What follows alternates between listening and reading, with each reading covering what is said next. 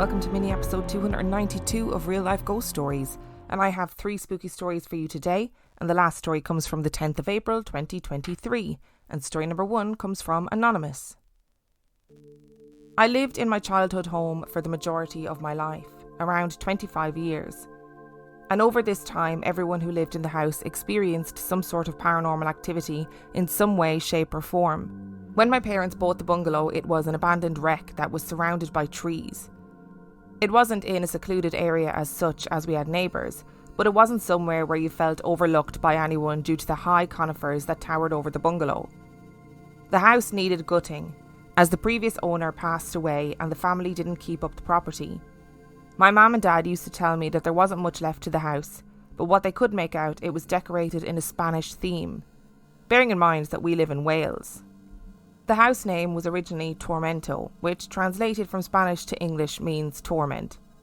Off to a good start here. But my mum and dad soon changed that to something less terrifying. We had found out that the original owner had died in the house, an old lady, Mrs. Jones, and she had sadly not been found until a few weeks after her death. When we finally moved into the property, her son, who lived next door, wasn't happy that we had moved into his childhood home, and would aggressively shout, "I hope she haunts you forever." And we all believed that Mrs. Jones and others certainly did haunt us. My mum says that she will always remember the first time she felt uneasy being in the house. I was only young and had been playing in my room when I became really upset. When my mum asked me what was wrong, I told her, "Please can you tell the man in my room to stop painting it blue? I don't want it blue and he won't listen." My mum said she was terrified as there was no one else in the house with us, and all decorating had been completed before moving in. The reason why my mum was so terrified is that when they were renovating the house, my room, what they could see of it, was painted blue. My mum said she grabbed me and got out of the house ASAP. When I was older, I started experiencing more things. Once I came home from school and let myself in as my mum and dad were still at work.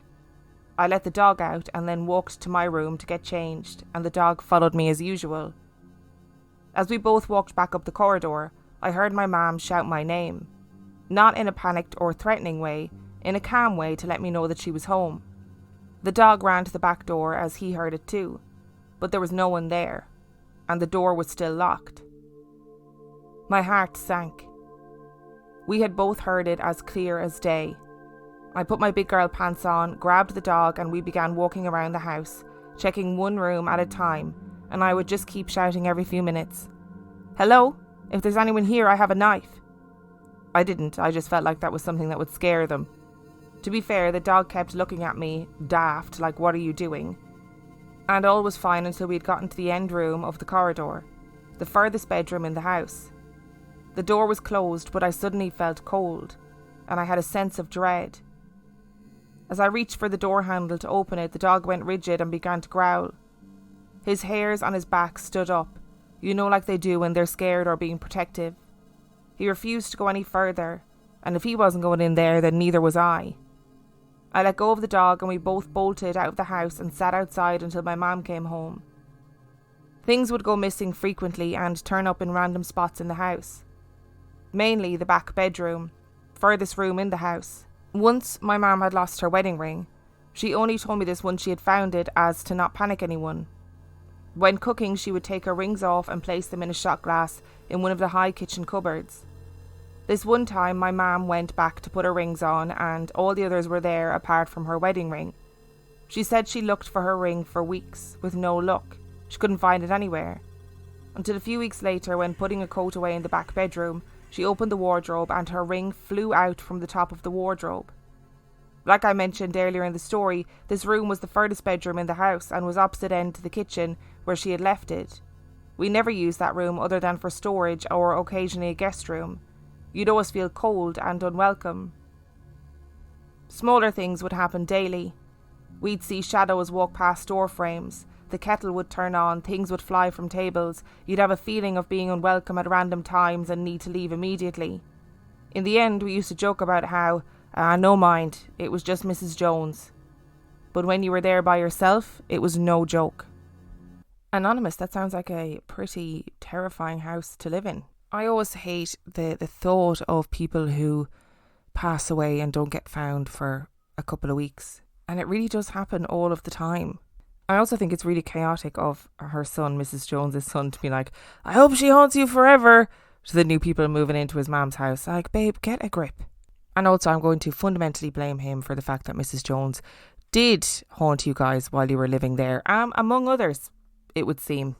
Very freaky that your room used to be blue and the man who's haunting the place is like painting the room blue, and you're like little child you being like, tell him to stop painting my room blue. It sounds like maybe he was annoyed that the room had changed. And of course, because you're a kid, and as everyone knows, kids seem to have a greater connection to the other world. As you're a kid, you can see him painting the room blue angrily. I still don't understand these mimicking behaviours. I don't understand them. I don't think I ever will. And it really freaks me out, the idea that you and your dog heard the sound of your mum calling your name. Because, like I've said a million times before, exploding head syndrome happens.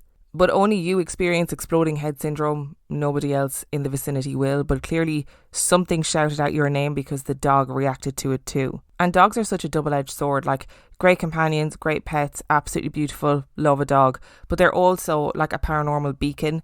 And I don't know if I want to know. Like, if there's ghosts everywhere, I just don't want to know. One of my favourite things about poltergeist activity, or maybe favourite isn't the right word, one of the things that I find most intriguing about things like poltergeist activity is things that go missing and where they turn up.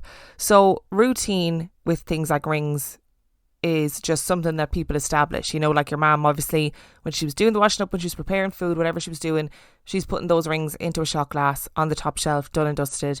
And then for only her wedding ring to disappear, and then it shows up flying from a wardrobe at the other end of the house. Does it teleport from the shot glass to the wardrobe? Or if you turned around at the opportune moment, would you see the ring sort of floating through the air and bobbing up the stairs? Dying to know.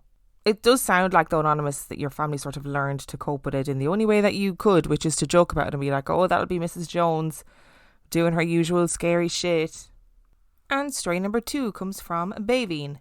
Actually, Beibhinn, I don't know if you're a Beibhinn or if you go by Beibhinn. I don't know which one it is, so I'm sorry if I've gotten it wrong. My daughter and I listen to your podcast and we both love it. She is 9. I grew up in Ireland where ghosts were just extra residents in our house. So moved stuff, opened doors and made noise. My mom never disbelieved us when we spoke about ghosts. So I believe my daughter. Here is her story and she is going to type it. Last year my cat died. She was 5 years old the week that she died. I was not at home when she died. I was at my nanny's house. When I came back I was told the news and I was very sad. A few days later I saw her out of the corner of my eye, and when I turned she was gone. Then I kept feeling her body weight on my bed. When I would look she would not be there. This kept happening, and every now and then it still happens. Even my mom and dad have seen her out of the corner of their eyes around the house. I've gotten used to it now and I think it's her just making sure that I'm okay. I agree. Cats are very special and I love cats very much, as everyone who's listening will know. And I think so many people have emailed in over the years with stories about their cats and their dogs and all sorts of different pets that have come back to make sure that their owners are okay. And it sounds like your little cat every so often is popping in to make sure that you're okay and to keep you company and to bring some comfort at night time. And I think that's a very lovely thing. And I also think it's a very lovely thing to be able to share these stories with your mom and dad, because not all moms and dads would be nice about these stories. Some of them might be a bit dismissive about these stories, which means that they might not take it very seriously. And I think it's lovely that you can talk to your mom and dad about these things. And story number 3 comes from Marika. Like many, I've wanted to share my paranormal and strange spiritual experiences with your podcast for years of listening to other people sharing their own. The latest and final inspiration to finally write to you came to me from another listener's story from early 2023, where the person told about their relationship with an Irish man that was full of turmoil and how she didn't know if the man had died or not. She spoke about their sexual connection, etc. It got me thinking of an old short relationship I had. I really think two people being very spiritual and having extremely good chemistry while being physically intimate can create a deep, strange, otherworldly kind of bond. That is exactly what happened to me and someone who I dated many years ago. I've been a practicing Norse pagan, runes, spells, offering and worshipping, especially Freya, for almost 15 years now. Also, I have women in my family who can see dreams that come true, also a long line of women who sang ancient spells. This man who I dated was a Reiki healer, and also interested in runes and other forms of spirituality. My spirit and soul travelled to different worlds in our intimate moments. I saw visions of planets, visions of being a tree that was intertwined in him, visions of my own trauma being drowned by his healing magenta-coloured waves. I saw his spirit guide that was a small white cat. I saw orbs of green, orange, yellow bouncing around us and making electronics turn on and off by themselves. With him I had some sort of awakening since I started to feel the energy of trees even. They often felt warm to my touch. In case you are wondering, we didn't do any illegal substances when we were together, having sex or not. I don't do drugs and I never have. I think I'm just sensitive since I've always seen things. I've suffered many times with sleep paralysis, especially before starting Norse paganism, seeing shadow people in the corner of my eye, things jumping at the end of a forest near my childhood home. With this Reiki healer, even just basic touch of his was sometimes bizarre. My lower back and left leg had, without me knowing, sciatica, and his extremely light touch on my leg or back felt like burning matches before I started to take care of them. It's like his body knew where I ached without a single word. After dating for a while, we started to drift apart. We had such different lives, and I suggested before he travelled abroad that we keep our relationship and dating open and see what would happen.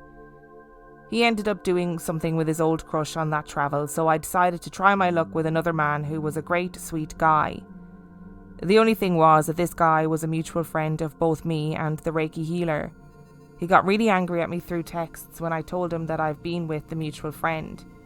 I remember how my head felt like it was on fire for hours after that. It was like him projecting all of his anger and his destroyed ego on me. How dare I meet another man, especially someone who's a mutual friend? I had to ask him many times to stop burning me. He said he couldn't help it, but after a while the burning feeling started to fade and eventually stopped. When he came back from his travels, we had a long talk about things and ended our dating on pretty okay terms. I ended up together with the sweet guy who was the mutual friend, and still am with him. We are now all friends again, and have been for years, so all is well. Never had that connection again though. Even if I've asked some light or protection from him when dark things have tried to come back into my life, I couldn't feel or see anything anymore. I think I broke our connection since I chose another instead of him. I know for some all of this could be explained rationally. Magical thinking isn't rational to many and sometimes considered even a form of mental illness. Being spiritual itself is irrational. Often it makes life more interesting and bearable to some of us. Before I started to date this Reiki healer and met my now boyfriend, I felt utterly alone and dead inside due to years of being in abusive relationships. The spirituality of Reiki especially helped me come back to life, I think. Marika, that story has absolutely fascinated me because I believe that there are people out there who have a connection that feels like it's sort of beyond normal human connection. I don't know very much about Reiki, so I'm happy to stand corrected on this, but I think in a kind of simple overarching term, it's like energy healing, and it can be used to help alter mood, sleep better, pain control.